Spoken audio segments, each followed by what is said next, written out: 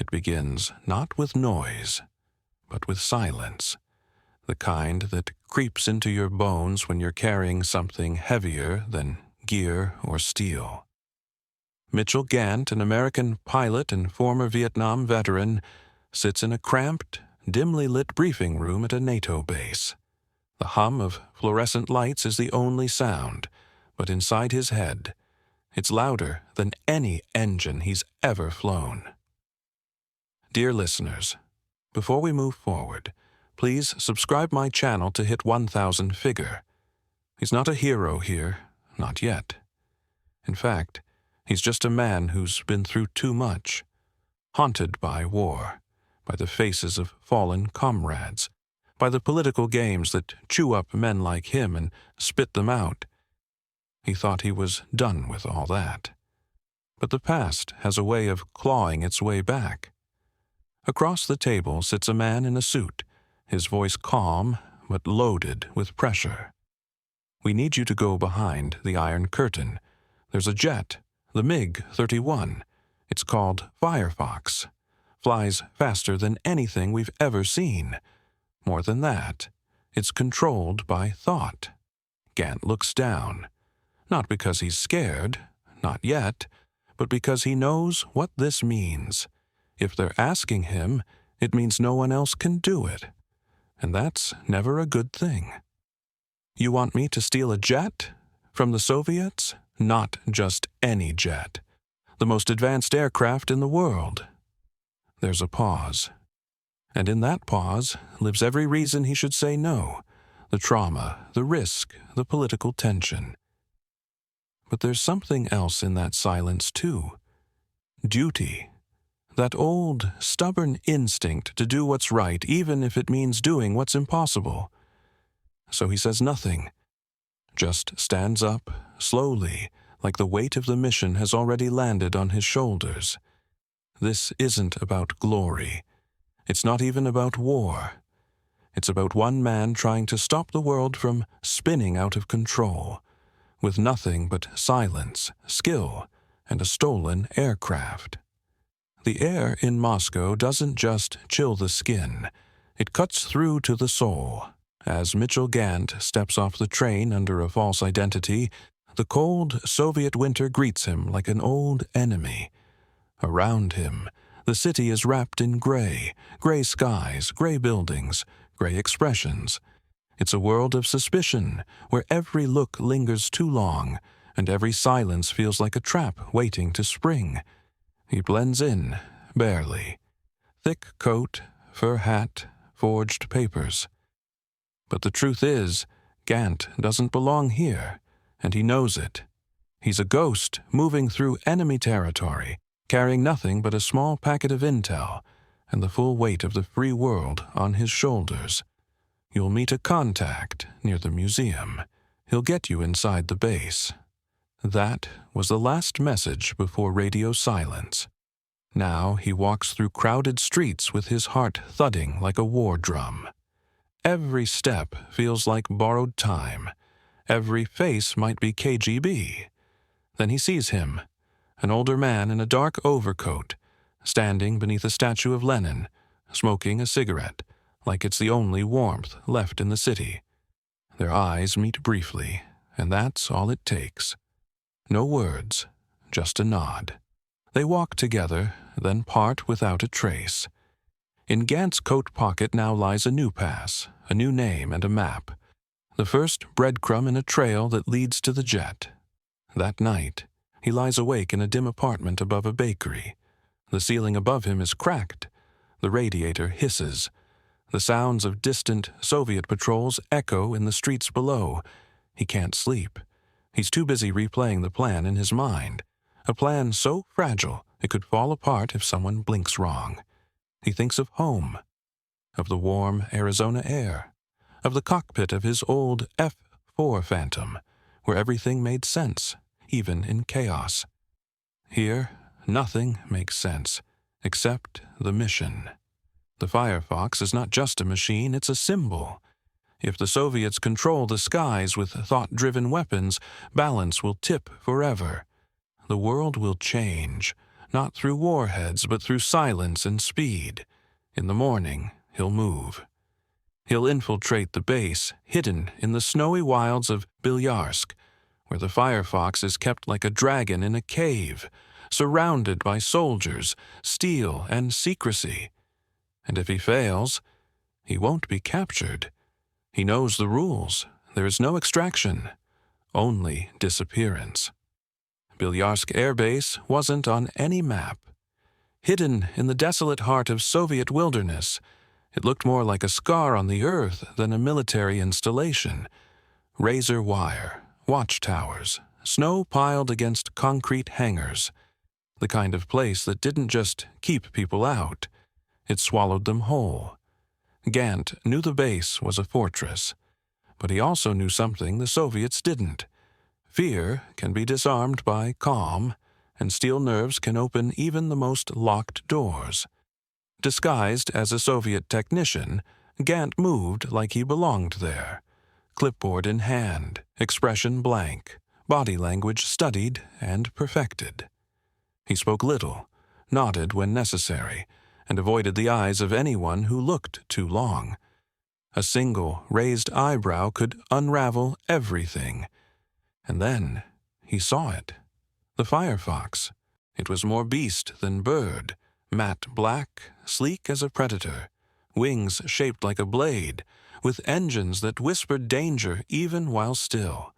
It sat beneath floodlights inside a hangar that smelled like fuel, cold metal, and fear. Everything about it screamed impossible. And yet, here he was. Thought-controlled weaponry, hypersonic speed, cloaking capabilities. It doesn't just outfly everything. It outthinks everything. The voice of the CIA analyst echoed in Gant's memory as he approached the cockpit. For a second, he paused. He could see his reflection in the dark glass, just a man, flesh and bone, trying to ride lightning. Then came the breach. A distraction planted by his underground contacts set off a false fire alarm in the West Wing. Sirens wailed, lights flashed, soldiers ran. Gant moved. He climbed into the cockpit like slipping into a second skin, the seat molded to him. The controls were unlike anything he'd seen. Less buttons, more thought. He closed his eyes, focused. That was the key. The plane responded to neural signals, but only in the language of its makers. He pictured the start sequence, thought it, willed it. The engine purred to life like a sleeping animal waking up. The hangar doors were still half open when he punched the throttle. The Firefox roared out onto the runway, slicing through snow and steel and disbelief. Guards fired. Floodlights tracked him. Alarms screamed louder. And then, lift.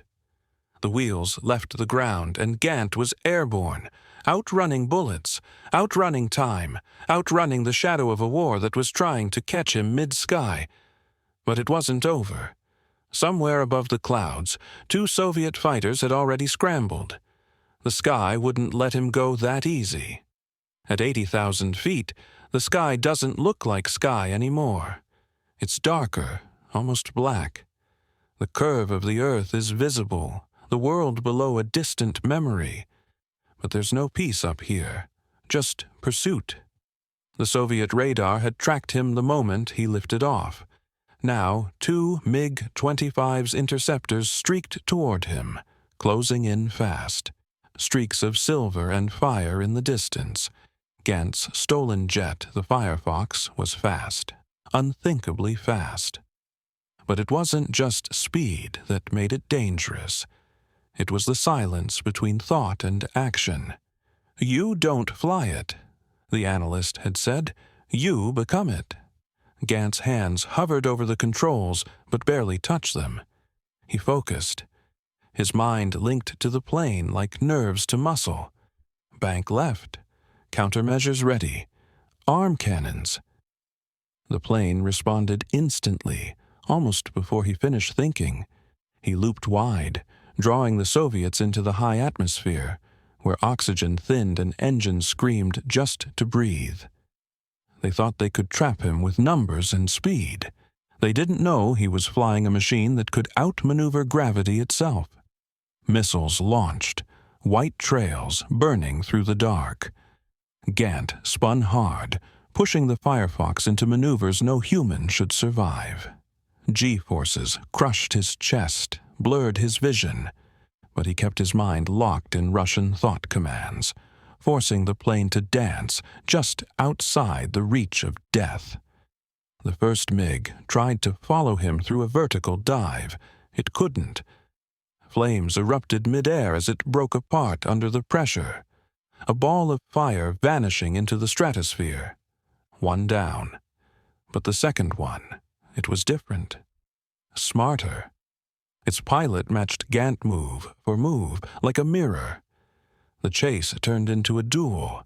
They twisted through clouds, skimmed mountain peaks, dove through freezing jet streams. He knows your moves, Gant thought aloud.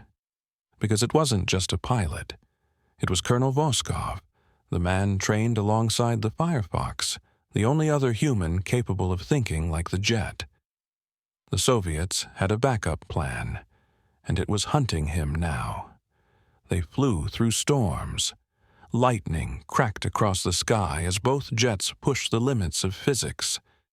At these speeds, a mistake wasn't a crash, it was erasure. Then came the moment. A breath. Gant slowed, drew Voskov in close, playing vulnerable, and then flipped the Firefox backward midair, flying inverted above the Soviet fighter. For a split second, their eyes met through the cockpit glass. And then, Gant fired. The sky lit up in silence. No words, no celebration. Just a dark horizon and the sound of breathing inside a helmet. He was alone again, but alive.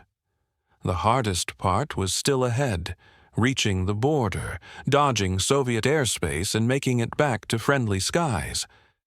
But Gant wasn't flying anymore. He was the Firefox now. Crossing the Arctic airspace, the cockpit fell into a deep, eerie quiet. The Soviet frequencies had gone silent. No more intercepts, no more threats. Just open sky. But Gant didn't feel relief, not yet. His body ached. His head throbbed from the pressure, from the strain of controlling a machine with his thoughts, in a foreign tongue. He was beyond exhaustion, beyond fear. What kept him going wasn't adrenaline. It was purpose. As the Canadian radar finally confirmed his presence and cleared him for landing, Gant barely muttered a response. The Firefox descended, and as its wheels touched down on the icy runway, a strange stillness took over. He had done the impossible. But he didn't climb out of the plane like a hero. No crowds, no cameras. Just a small group of officials, doctors and handlers waiting in the cold. One of them clapped him on the back, whispered, "You just changed the balance of power." But Gant didn't respond. His eyes were locked on the horizon, because what he'd seen, what he'd felt in that machine, in the mission, wasn't just about politics. It was about where humanity was heading. Weapons that respond to thoughts. Machines that know us better than we know ourselves. And the haunting question, what happens when technology outpaces conscience? In the days that followed, the intelligence community pored over every detail of the Firefox. Engineers called it a miracle. Politicians called it leverage. But for Gant, it was something else. A reminder of how far we're willing to go to control the sky, and how much of ourselves we leave behind in doing so. Though Firefox was fiction, its core idea wasn't far from reality. The Cold War era saw rapid, almost reckless advances in military tech. By the early 1980s, the real MiG-25 Foxbat, the Soviet inspiration, could hit speeds over Mach 2.8, but the Firefox in the film imagined speeds above Mach 5 and thought-controlled weapons. The concept of thought-control tech, once science fiction, is now being actively researched. Neural interfaces like Elon Musk's Neuralink and military-funded DARPA projects are exploring the very ideas the film hinted at.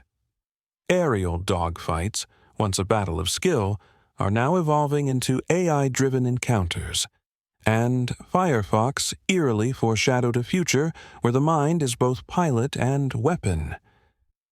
Clint Eastwood didn't just star in a movie, he embodied a question still echoing today. When man and machine merge in combat, who's really in control?